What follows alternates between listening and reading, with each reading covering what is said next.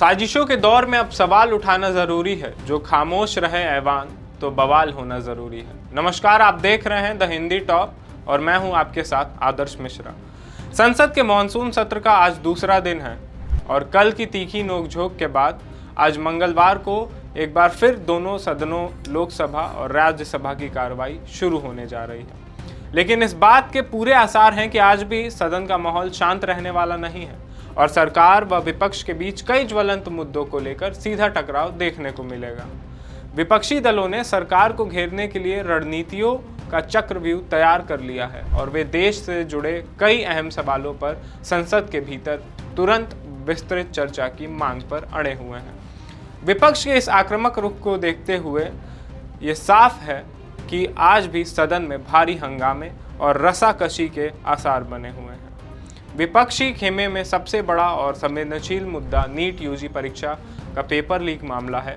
लाखों छात्रों और उनके परिवारों के भविष्य से जुड़े इस मुद्दे पर विपक्ष किसी भी तरह का समझौता करने के मूड में नहीं है। विपक्षी सांसदों का कहना है कि धांधली और भ्रष्टाचार के इस खेल ने पूरे देश की शिक्षा व्यवस्था पर सवाल खड़े कर दिए हैं। इसलिए सरकार को इस पर तुरंत जवाब देना चाहिए और केंद्रीय शिक्षा मंत्री को सदन के सामने आकर पूरी स्थिति साफ करनी चाहिए।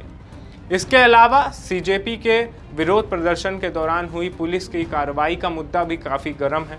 विपक्षी दलों का आरोप है कि लोकतांत्रिक तरीके से विरोध दर्ज करा रहे कार्यकर्ताओं और आम जनता पर पुलिस ने अत्यधिक बल प्रयोग किया है, जो नागरिक अधिकारों का सीधा हनन है और इस पर गृह मंत्रालय को जवाब देना होगा।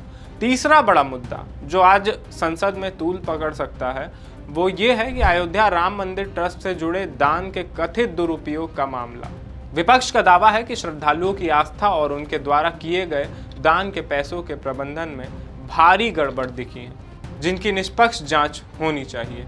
इन तीनों बड़े मुद्दों के अलावा देश में बढ़ती महंगाई, बेरोजगारी और सीमा सुरक्षा जैसे विषयों पर भी विपक्षी सांसद काम रोको प्रस्ताव लाकर चर्चा की मांग कर सकते हैं।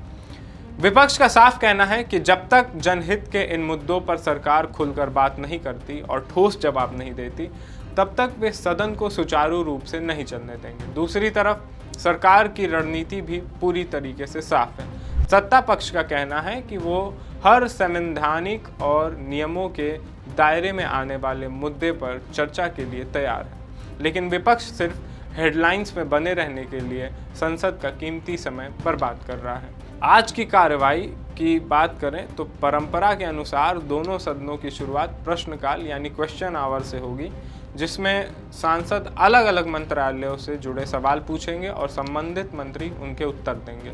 प्रश्नकाल के ठीक बाद कार्यसूची के तहत विभिन्न मंत्रालयों के मंत्री अपने अपने विभागों से संबंधित महत्वपूर्ण रिपोर्ट और कागजात सदन के पटल पर रखेंगे। इसके साथ ही आज लोकसभा में एक बेहद महत्वपूर्ण प्रक्रिया भी पूरी की जाएगी।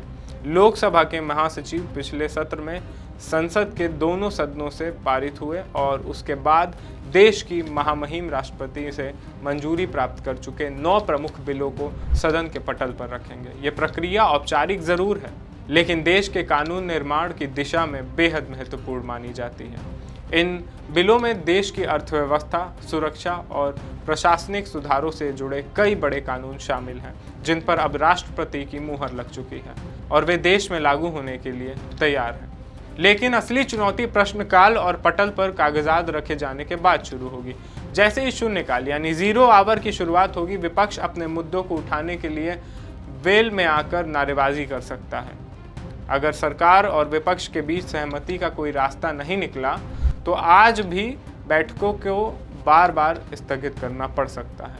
अब देखना यह होगा कि क्या आज संसद में नीतिगत और देश हित के मुद्दों पर कोई ठोस बातचीत हो पाएगी या फिर पिछले सत्रों की तरह यह दिन भी हंगामे की भेंट चढ़ जाएगा। संसद के इस दूसरे दिन की हर छोटी बड़ी अपडेट और पल पल की खबरों के लिए जुड़े रहिए और देखते रहिए द हिंदी टॉप।